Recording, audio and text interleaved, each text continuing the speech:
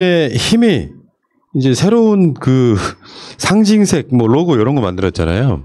잠깐만 쉬었다 가도록 하겠습니다. 자, 지금 확정된 건 아니고요. 여기 요거거든요, 요거. 요런 식으로 만들겠다는데 빨간색, 노란색 뭐 이 색깔이 약간 좀 달라 보이긴 하는데 민주당 색보다 조금 하늘색에 가까운 거. 요거는 아마 바른정당 쪽의 색깔일 것 같고. 저 비슷한 국기가 있어요. 외국에. 그 두 개나 있는데요. 네. 이게 루마니아 국기가 이렇게 생겼고요. 루마니아 국기. 네. 이거랑 아주 비슷한 게 또 아프리카의 차드라고 하는 나라의 국기도 또 거의 똑같습니다. 뭐 비슷한데요. 네. 근데 지금 그 이런 식의 배열하는 거 있잖아요. 뒤에 그 다음 거 한번 보여주세요. 그러니까 이런 식으로 지금 이런 식으로 색깔 집어넣어서 배열하는 거. 난 이거 보고 어떤 생각이 들었냐면 정말 기회주의적이구나. 모든 색깔 다 가져가겠다는 거 아니에요? 근데 지금까지는 그게 알려진 아니고 아마 내가 예측하건데 요렇게 될 것 가능성이 높다. 요것도 이안 중에 하나거든요. 빨간색을 주로 반을 쓰되 여기다가 노란색과 하늘색, 파란색 계통을 쓰지 않을까라고 한번 예측을 한번 해봅니다. 좀 화면 조정 시간이냐고.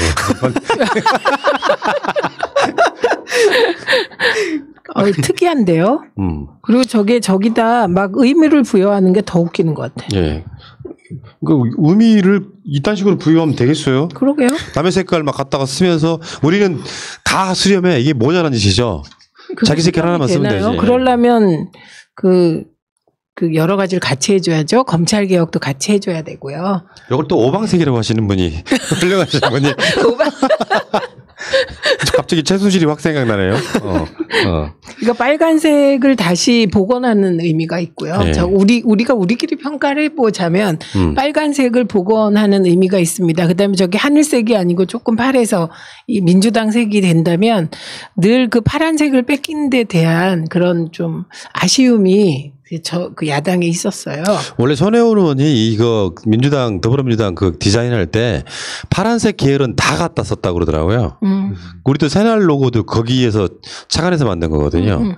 그러니까 파란색이 우리가 알고 있는 그 파란색만 쓰는 게 아니고 네. 파란색 계열은 다 쓰는 거죠. 네, 그렇죠. 네이비까지 포함해가지고. 그래서 그러니까 되게 부러웠던 거죠. 네. 파란색의 민주당이. 그래서 이 대목에서 저는 뭐라고 얘기를 해도 부러우면 지는 거다. 그러니까.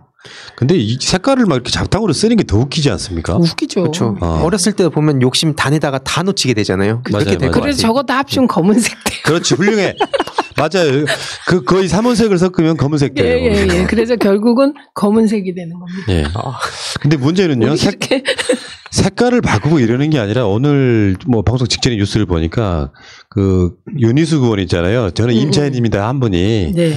지금 방역 숫자를 임의로 필요에 따라서 조절하고 있다라는 이야기를 오늘 음모론을 확 던지는 바람에 그건 김종인 위원장이 먼저 던졌죠. 네. 그러니까 지금 당이 그거예요. 색깔을 바꾸거나 이 뭐 당명을 바꾸거나 하는 게 중요한 게 아니고. 제가 알았어요. 네. 네, 이거 보세요.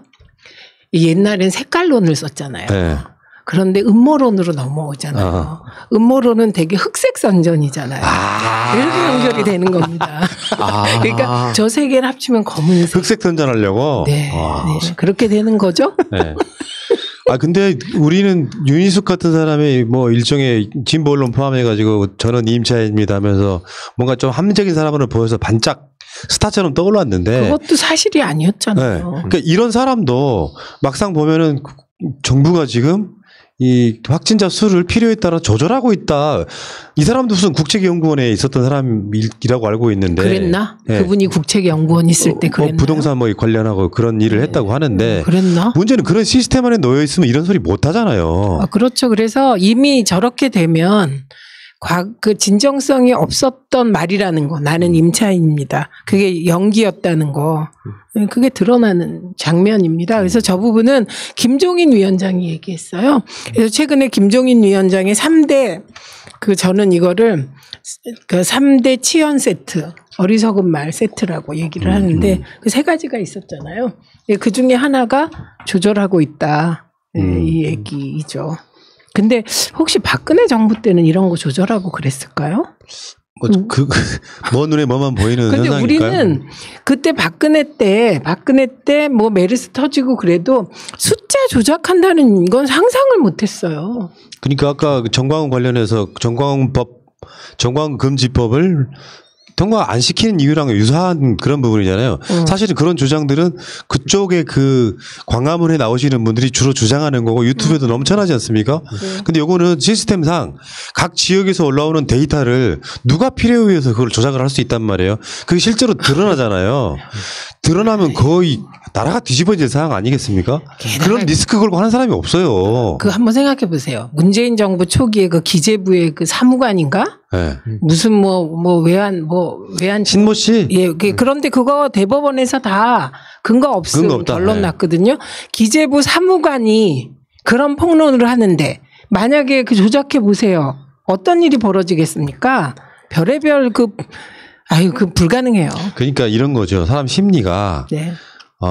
지지율은 어떻게 추미애 장관이나 막 흔들어서 지지율은 어쩌다가 오르락내리락 할 수 있는데 늘 유리천장이 있고 그런 상황에서 문재인 정부는 흔들었다가도 금방 다시 국민의 어떤 걸 회복을 해요, 지지를. 그러니까 자기들 입장에서 보면 답답해 뒤지는 거예요. 그러니까 아예 본질을 털어보고 싶은 거야. 방역을 정말 잘하는 게 아닌 것 같은데 요거를 일개 유튜버나 극우들은 그렇게 주장한다는 게 이것도 말이 안 되는데 정치권의 시스템 안에 들어있는 사람들이 이걸 흔들어 버리면 결국에는 방해가 되는 거거든요. 왜? 이런 거 있잖아요. 뉴스에서 나왔어. 국회의원이 이야기했어. 그런 사람들한테 굉장히 공신력 있잖아요. 근데 이 사람들이 지금 사실 코로나는 별거 아닌데 지금 문재인 정부가 방역을 잘하는 것 때문에 인기를 얻고 있다. 그래서 지하철에서 만나는 가끔씩 노인들 문재인 정부가 지금 조작을 하고 있다면서 마스크 안 쓰는 그렇게 연결이 돼버리거든요. 그러니까 이 사람들이 한마디가 방역 방해로 이어지는 거예요. 아마도 그 김종인 위원장이 그 발언을 하고 난 이후에 그런 확증 편향에 빠진 분들의 가짜뉴스가 더 심해졌을 테고요. 제가 인력만 있으면 김종인 위원장의 그 조절 발언 이후 근데 조작이라고는 하지 않고 조절이라고 해요. 그래서 사실은 이게 귀에 잘 들어오질 않아요. 네. 그렇잖아요. 그러니까 그건 캥긴다는 얘기인데 또 이번에 윤희숙 의원이 이런 발언을 함으로써 또 윤희숙발 가짜뉴스 이거를 좀 찾아볼 필요가 있어요. 예. 예. 그러니까 문재인 대통령이 정경 본부장한테 조용히 만나가지고 있잖아요. 정청장 숫자 좀 조절해줘. 이게 가능해 이 사람들아. 그것도 국회의원이 할 말이야 그게. 당 로고나 색깔을 바꾸는 게 중요한 게 아니라 최민희 의원님 말씀처럼 흑색선 전용 삼원색을 쓰고 있는 이런 못된 사람들 같아요. 결국엔 방역 방해입니다 이게. 네. 이들은 사실 근데 상식으로 보면 안 되는 게 예전에 그 낙타고기 먹지 말라 그러고 그러니까 우리의 상식을 벗어나는 행동을 많이 하고 저는 그렇게 생각해요. 이게 너무 걱정은 또 안 하는 게 나경원 씨가 막 일베 빨간 우유부터 해서 온갖 그런 가짜 뉴스부터 자극적인 말하다 지금 또 쫓겨나지 않았습니까? 저는 그 미래가 나경원처럼 되지 않을까 생각합니다. 자, 그 이야기 여기까지.